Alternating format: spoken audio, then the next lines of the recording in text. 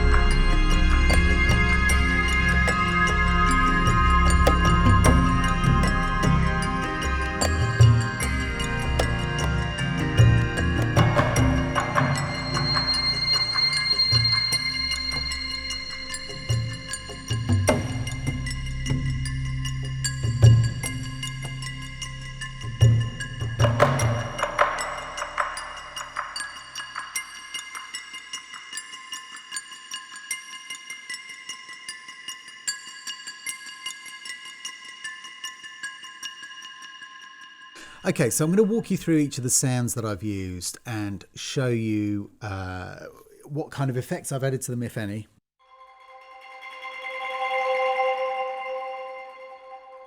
Right, so this one's super straightforward. I've just used the ambient mics here, outriggers and ambience, to get a nice kind of distant sound.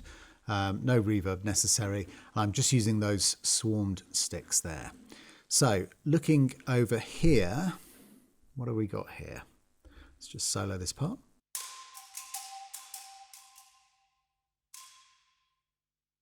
Okay, so a couple of quick things here. I'm using the hot rods. Again, I've got an ambient mic here, the tree. So no need to worry about reverb or anything like that. It just sounds beautifully sat back in the room there. And one of the other things to notice is that I'm not quantizing this track. So I have quantized some of the tracks, and as we go through, you'll see why I have some of them I've kind of locked in so that there's a framework, and then playing stuff on top of that to get a kind of natural feel is quite a good way of doing it.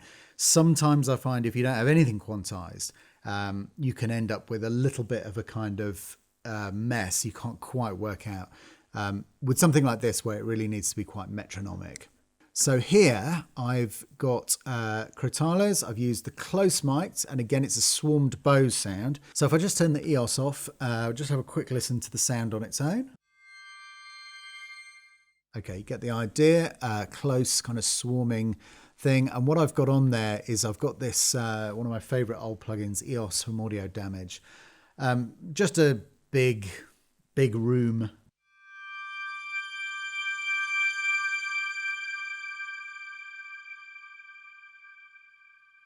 Just has a beautiful kind of decay, and I've pointed the whole thing over to the left. So not using a send for this one, I'm using the reverb in situ, and then I'm panning the whole thing lock stock. So let's look at the next track down. So as you can see, this one is quantized. Okay, so if I add the effects,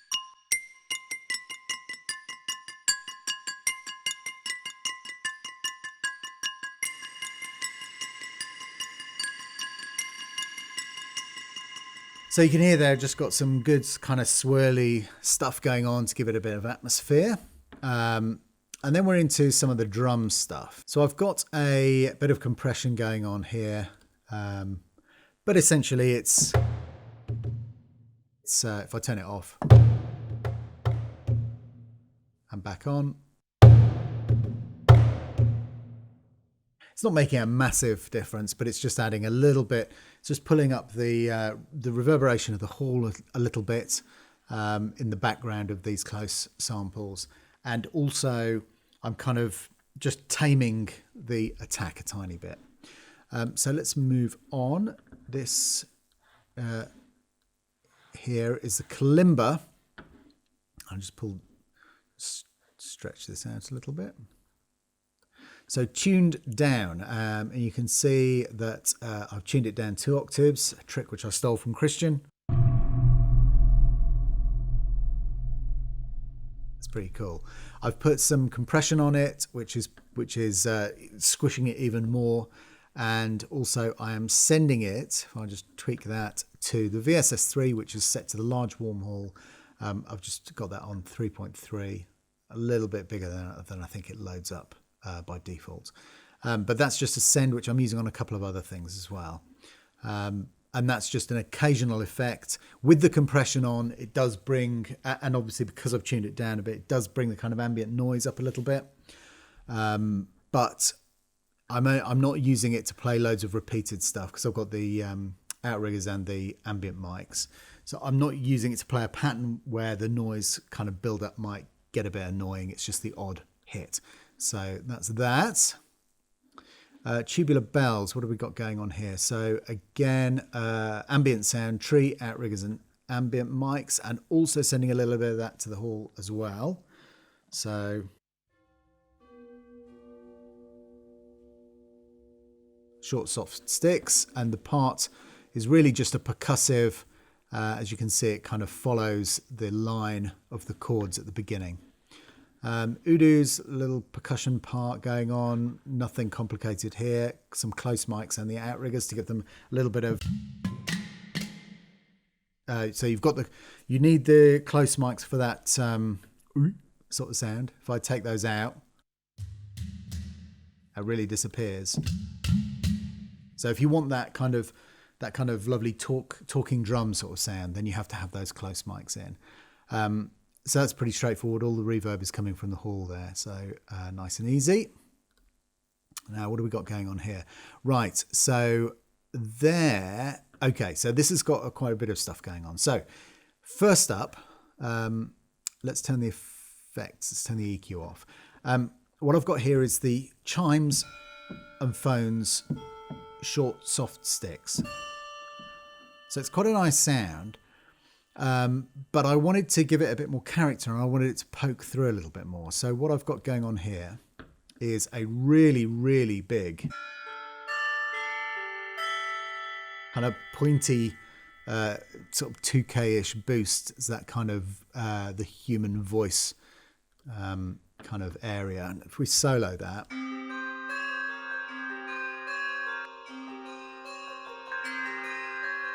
so you can hear immediately when you put the EQ back on, you get that kind of it's that kind of what would you call it?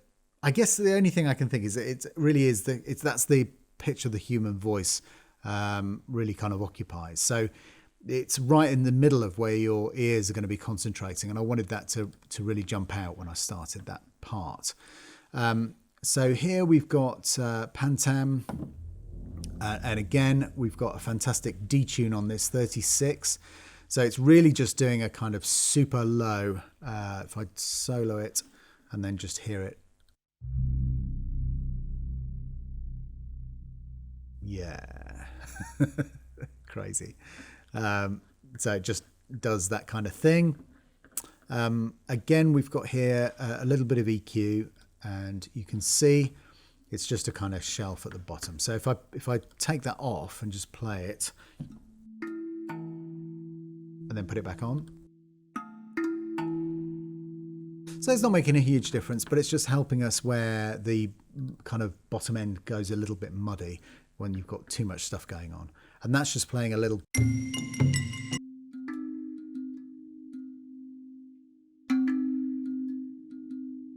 It's just that kind of, you know, kind of little groove there.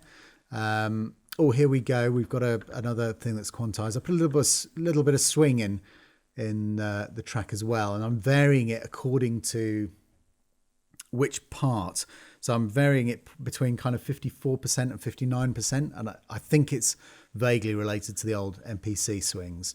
So yeah, so it's not like a full triplet thing, but it's just giving it a little bit of kind of shuffle to make it nice. And yep, this has just got a little bit of the hall reverb on. And if I mute the hall, so it's not you haven't got a huge amount of hall sound in the mics because it's the super close mic. So I'm just adding, I want that close perspective, I want it to sound intimate, but I also want to get a bit of that hall-y sound in it. So I've put the hall kind of back in artificially using the VSS3. Wah chimes, so these are quite cool sounds. And here I'm using it kind of, I'll show you. Let's go back to the beginning.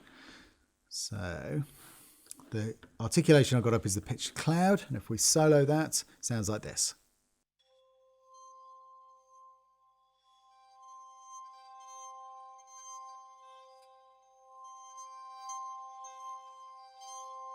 I take the reverb off.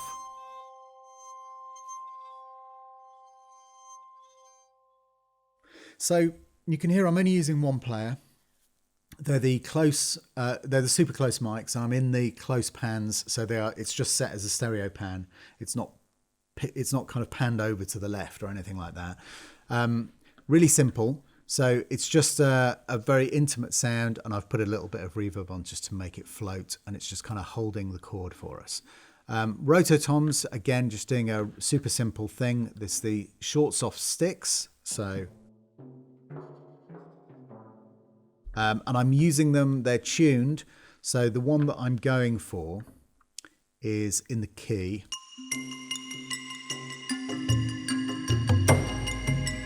So you heard it there, just kind of mooching along on the root note. The Damaroos are, what have we got here? So we're using short soft sticks. There's a mixture of close and outriggers. Oh, I know what this is. Okay, yeah, this is cool. Right, this is a kind of dubby thing. So first up, let's take all the effects off, and I'll just play you what it is. Oh, let's put it back up. Okay.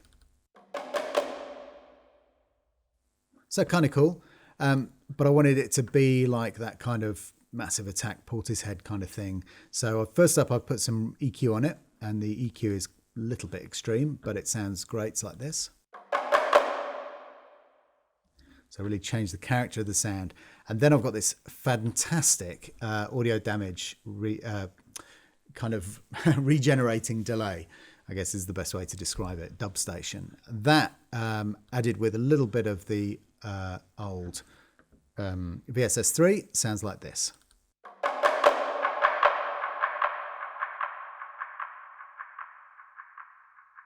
Fantastic, love that.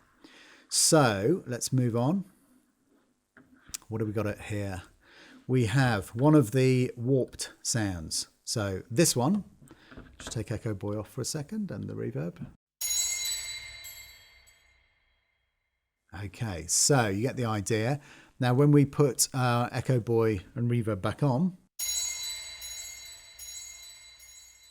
just sends it around, and it's just a kind of accent. It's just an emphasis thing happening on the beat there. We've got another one here. This sound just got a bit of reverb on it. And this is just being used as a kind of rhythmic.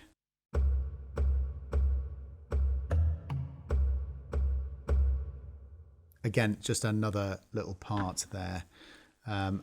Amazonia, straightforward. Oh, yeah. Yeah, so if we flick through to the end here, solo this part.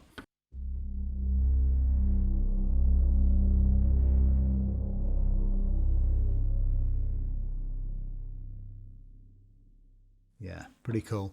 Just filling in the bottom and giving you a little bit of kind of misnamed this one. It's actually America. Okay, so here we've got the pattern that starts.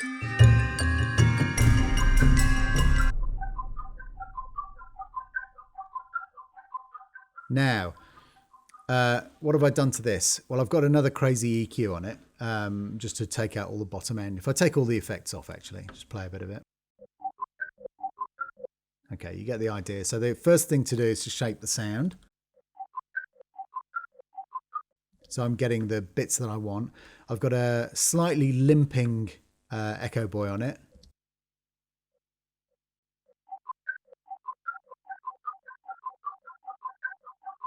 Which kind of has the kind of psychoacoustic effect of turning it round and sounding like it's playing backwards and forwards at the same time, which I quite like.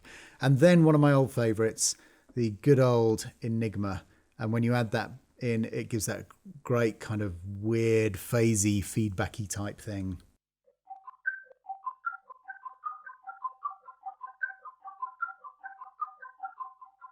So I love that.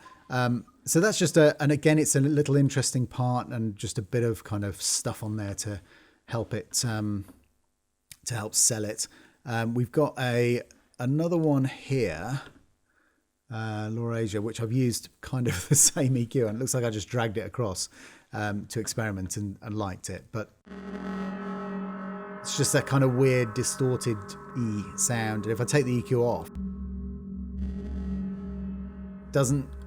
it doesn't have that kind of nice mid pokey thing that pokes your ear, and then it's just got a bit of reverb on. So again, that's just to kind of place it. What have we got here? Tube bells tuned. So it sounds like I've pitched this down, and there we go. Indeed, close mics and outriggers. It's the cloud, so it's got some movement and interesting stuff happening in it. And I've also got our Echo Boy. Which one have I used? It's a clean ping pong, and a really another crazy EQ. So let's just turn all this stuff off for a second, and the sound on its own.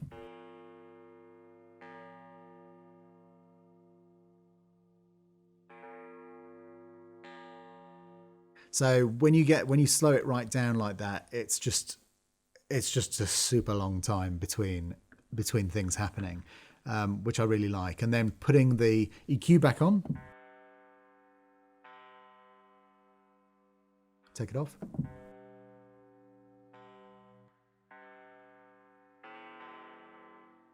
So it gives it again that kind of lovely kind of pokey sound. And then with the echo and the reverb. Really kind of interesting sound. I've pointed it over to the right just to, use the sound stage a little bit more fully, separate things up. Detuned Xylo. What do we detune this one to? 36. Again, close and out riggers. So this one, it's just got a little bit of EQ on it. Looks like I was just trying to push the bottom back up. But let's hear it. And with the EQ, yeah. So just taking a little bit of the air off it, a little bit of the top end off, and giving it a tiny boost in the lows there. And that's just doing a kind of bass part as we go through. And the final thing is this is the chord thing that comes in at the end. It's just got a bit of the ping pong on it again, and fair splashing of the old VSS3. But basically, it's this fabulous Baltica pad, and I really love this. Sounds like this on its own.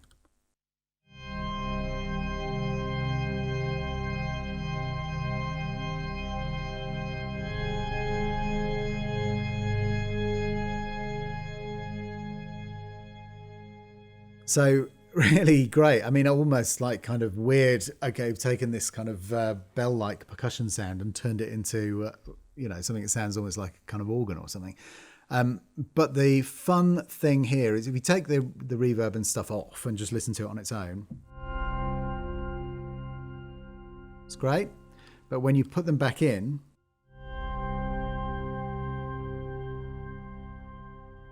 just adds a bit of 3D space to things. So now we've had a look through, let's play the track down once more, and I'll try and kind of focus on things as they come in.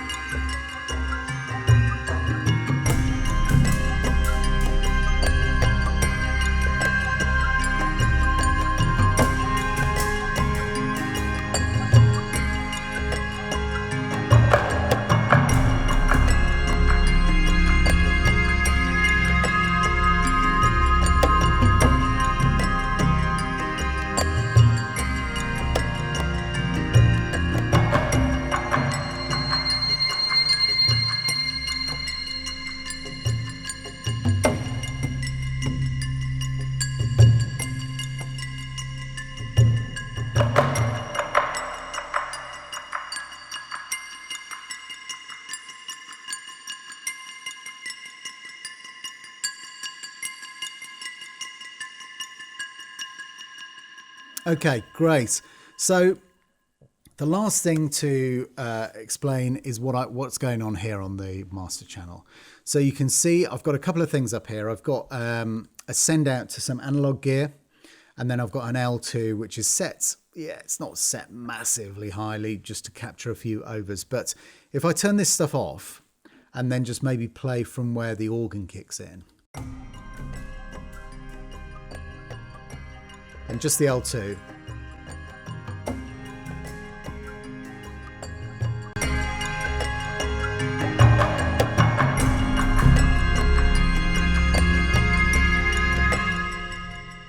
Okay, so gain staging is not very helpful for hearing what's going on there, because I've deliberately pulled all the levels down if I put the mixer up, in order to get some real kind of gain and compression happening on the outboard. But I can tell you what I've got going here. Basically, I've got the chain is an API 5500, which has just got 4 dB high frequency boost. I'm driving that into an SSL G, well, it's an X Logic. It's the single rack U G series compressor, and I've got that set. It's maybe a couple of dB. It's not really kind of smashing it. And then the final thing in the chain is like a kind of harmonic thing, which is the MAS, the overstay MAS, and that is set at probably about 50%. But yeah, I mean, it's kind of brightening it up. I'll tell you what I can do, actually. I can switch these things in one by one. So if we go, I'll go from the same place. I'll switch them all out here into bypass. Okay. And then I'll add them one by one, and you can hear what the effect is. So first up, the EQ.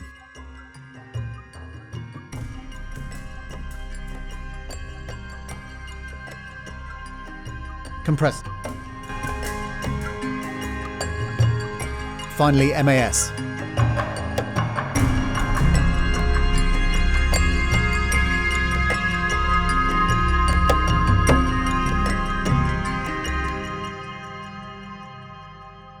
So you can hear they're all kind of adding something. And I guess, if I was being, if I'd planned ahead, I wasn't actually planning on doing a video for this, but it turned out kind of fun. And I thought maybe there's some interesting bits in.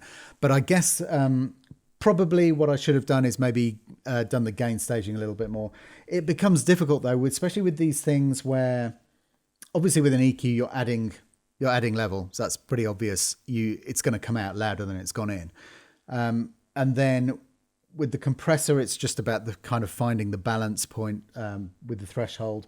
And on that compressor, actually, there's a makeup gain and there isn't an input. So an input level. So you can't change the input level to the compressor. So it's just about finding the right level that's kind of sounds good going into the compressor, not driving it too hard and letting it kind of have the headroom to do its thing. But then the most important thing is the MAS just does add tons of stuff to the signal. So I've found that if you put too hot a signal into the MAS, it just comes out sounding very kind of squashed and not very exciting, which is obviously the thing that you want it to add, is that kind of excitement of the harmonic distortion. If you put too much level into it, even if you turn the level inputs down, I mean, I've got them set. What have I got them set? I've got them set at 50%, both obviously left and right set at 50%, and I've got the mix of what it's adding set at 50%. So even with that, the level is still quite hot coming back out. And then when we pop the L2 on, that's not making a huge amount of difference. It's just really kind of giving a little bit of overall limiting to add a bit of excitement, but it's just mainly kind of catching any of the odd overs that pop through. So that's it really. I hope that was interesting. That's the new demo that I've just done for Percussion Swarm, Crystal Laboratory. And if you've got any questions, ask them below. And I will try and answer as best I can. And there we go. Thank you very much for watching. See you on the next one. Bye-bye.